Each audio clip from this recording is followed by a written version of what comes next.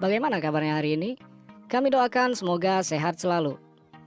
Killer Weekend. Pada era sekarang ini, kemajuan teknologi semakin tidak terbendung lagi. Berbagai kemudahan pun bisa kita dapatkan pada zaman ini.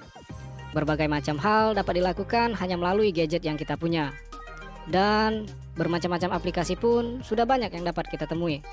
Salah satunya adalah aplikasi dating atau aplikasi kencan. Jika dilakukan untuk hal baik, tentu ini tidak menjadi masalah. Tapi, apa jadinya jika aplikasi ini digunakan untuk melakukan tindak kejahatan, pembunuhan? Inilah yang akan kita bahas dalam video kali ini. Tapi sebelum kita lanjut, jangan lupa like dan subscribe. Film dimulai dengan memperlihatkan para wanita tengah memperkenalkan dirinya. Mulai dari nama, usia, asal kota, bahkan sampai hobi mereka. Dalam sebuah aplikasi kencan bernama Bellers and Babes. Tujuan dari aplikasi ini adalah sebagai fasilitator para wanita-wanita ini untuk menggait sugar daddy atau om-om senang. Om-omnya dapat kepuasan dan para wanita ini pun mendapatkan uangnya. Jadi intinya, wanita ini menjadi simpanan para lelaki ini.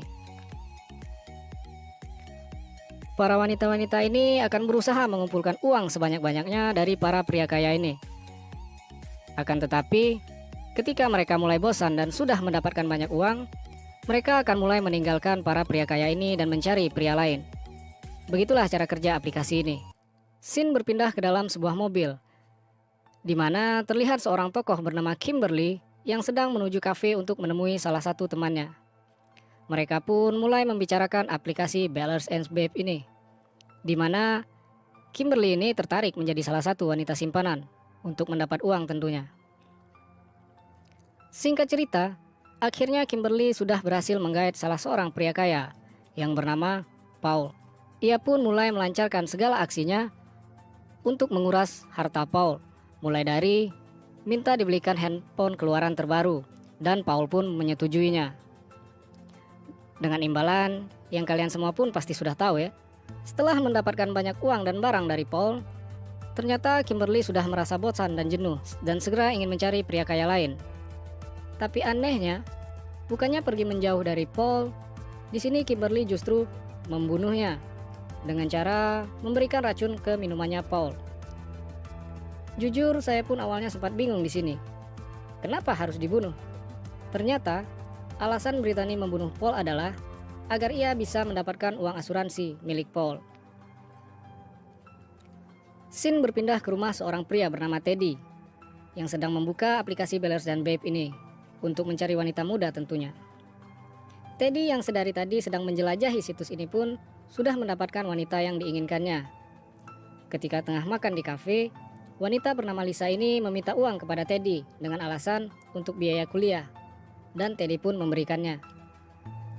Selesai makan malam, Teddy pun mengajak Lisa untuk bersantai di pinggir danau sambil minum anggur atau wine lah bahasa kerennya.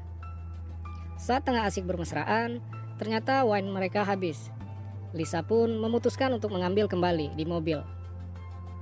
Tapi alangkah terkejutnya ia ketika menemukan sebuah pisau yang ternyata pisau ini sudah disiapkan oleh Teddy untuk membunuh Lisa. Mereka pun saling bergumul, tapi apa daya, Lisa pun terbunuh. Setelah membunuh Lisa, Teddy pun mulai mencari calon korban baru, masih pada aplikasi yang sama, Bellers and Babe.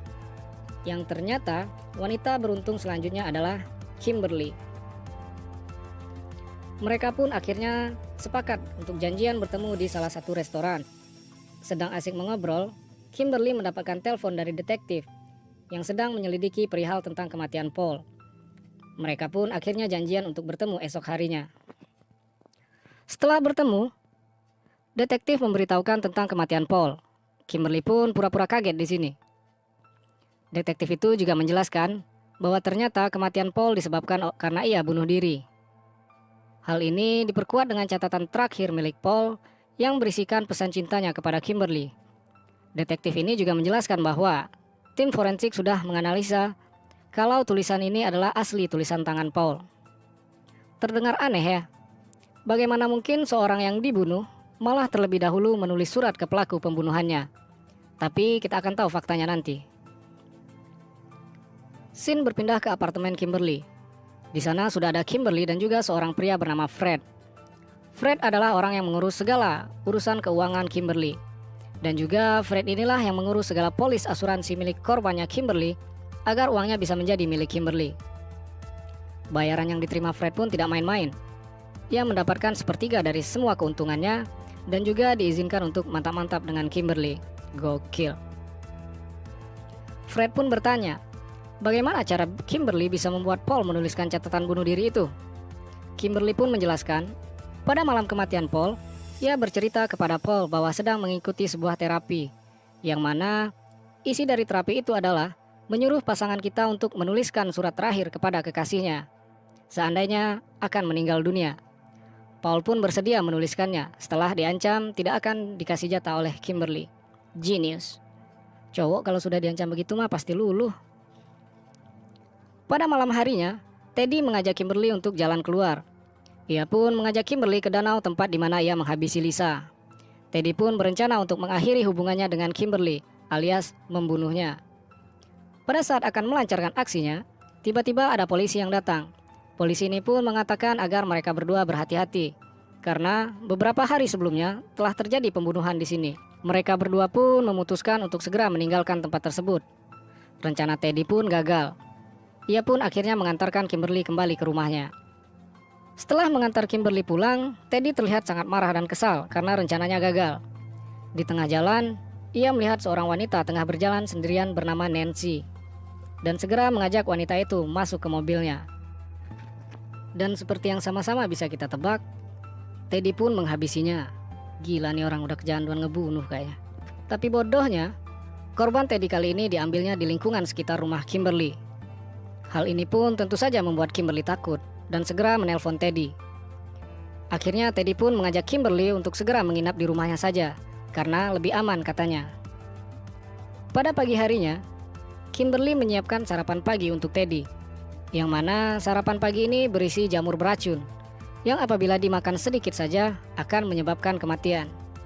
Di sini Kimberly sudah berencana juga untuk membunuh Teddy. Pada malam harinya, Teddy pun merasa sakit perut yang luar biasa. Ia pun langsung menelpon 911. Di sini Teddy berhasil selamat dan rencana Kimberly pun gagal. Gagalnya aksi Kimberly kali ini membuat temannya Fred curiga. Ia menuduh bahwa Kimberly mulai jatuh cinta kepada Teddy. Kimberly berkilah dengan mengatakan bahwa Teddy memiliki fisik yang kuat dan sehat, sehingga jamur beracun itu tidak bekerja secara maksimal. Fred terlihat sedikit cemburu di sini nih guys. Terus dicecar pertanyaan oleh Fred, Kimberly pun terlihat kesal dan akhirnya mengusir Fred dari rumah. Teddy yang gagal menghabisi Kimberly ketika di pinggir danau mulai mencari cara lain. Ia pun mengajak Kimberly liburan jauh keluar kota untuk mencari suasana baru katanya. Kimberly pun setuju dengan ide Teddy ini. Gagalnya aksi Kimberly tempo hari membuat Fred merasa bahwa ia perlu melibatkan dirinya dalam rencana pembunuhan selanjutnya. Ia pun sudah menyiapkan pistol yang sebelumnya sudah dibelinya. Dengan rencana yang sudah matang, tibalah hari pengeksekusian. Rencananya mereka akan membunuh Teddy di perjalanan menuju luar kota. Akan tetapi, ketika akan melancarkan aksinya, tiba-tiba Kimberly menelpon Fred dan mengatakan bahwa rencana mereka dibatalkan saja. Kimberly pun menyuruh Fred untuk segera pulang saja. Setibanya di lokasi liburan yang dimaksud, pada saat makan siang, Teddy meminta izin kepada Kimberly untuk membeli perkakas buat keperluan rumah katanya. Saat Teddy pergi, tiba-tiba Fred muncul. Ternyata Fred tidak pulang pada malam itu, melainkan tetap mengikuti Kimberly sampai di lokasi. Kimberly pun terlihat marah dan sampai memaki Fred, menyuruhnya untuk segera pulang. Pada satu momen, Kimberly akhirnya sadar bahwa ternyata ia benar-benar jatuh cinta kepada Teddy. Ia pun segera mengungkapkan perasaannya. Teddy terlihat sedikit luluh di sini. Saat perjalanan pulang, Teddy secara tidak sengaja melihat Fred. Ini sudah yang kedua kalinya. Ia pun mulai curiga kalau Fred adalah pacar Kimberly. Teddy yang sebelumnya sudah mulai luluh dengan perkataan cinta Kimberly, akhirnya menjadi marah karena merasa telah dibohongi. Fred yang keras kepala ternyata tidak kunjung pulang juga, melainkan tetap berada di sana. Dengan tiba-tiba ia segera menemui Kimberly dan menceritakan bahwa ia sudah mendapat ide lain untuk menghabisi Teddy. Dan faktanya, alasan sebenarnya Fred ingin segera menghabisi Teddy adalah karena ia merasa cemburu dengan kedekatan Kimberly dan Teddy. Fred pun mengungkapkan bahwa ia sudah lama jatuh cinta kepada Kimberly. Bukannya luluh, Kimberly justru marah dan kembali menyuruh Fred pulang. Ia mengatakan, walaupun sudah jatuh cinta kepada Teddy, ia akan tetap bersikap profesional dan tetap akan menghabisinya. Dengan caranya sendiri tentunya, tidak perlu bantuan dari Fred. Pada pagi harinya, saat telah terbangun dari tidurnya, Kimberly dikagetkan dengan kondisi tangannya yang sudah terikat di ranjang, dan Teddy yang sudah berdiri tepat di hadapannya. Kimberly pun memohon agar Teddy jangan membunuhnya. Ia pun menceritakan seluruh rencananya dan Fred sedari awal. Tapi ini justru membuat Teddy menjadi semakin marah dan mulai menodongkan pisau ke leher Kimberly. Saat akan segera menghabisinya, Kimberly bertanya, apakah Teddy meminum jus tadi pagi? Teddy pun terdiam. Ternyata Kimberly sudah mencampurkan racun ke jus Teddy pada malam sebelumnya. Dengan sangat terpaksa pun akhirnya Teddy melepaskan ikatan tangan Kimberly dan meminta penawar racun kepadanya. Kimberly pun akhirnya mengambil penawar racun tersebut dan memberikannya kepada Teddy. Suasana yang awalnya sangat menegangkan ini tiba-tiba mereda. Sedikit kesal sih di sini saya pas nontonnya. Dua orang yang awalnya berencana saling membunuh satu sama lain ini justru terlihat tengah mengobrol santai di dapur dan saling meminta maaf. Kimberly pun bertanya apa yang melatar belakangi Teddy melakukan pembunuhan. Teddy menjawab bahwa ia sendiri pun tidak tahu alasannya. Ia hanya suka melakukannya, adat kepuasan tersendiri katanya. Karena sudah saling mengetahui rahasia satu sama lain, mereka berdua pun membuat kesepakatan. Kesepakatannya adalah Kimberly akan mencarikan pria lain untuk dijadikan korban Teddy selanjutnya. Teddy pun sepakat dengan ide ini. Saat tengah mengobrol, tiba-tiba Fred menelpon, dan tentu saja Fred lah yang akan menjadi korban pertama mereka. Akhirnya Fred pun dihabisi oleh Teddy.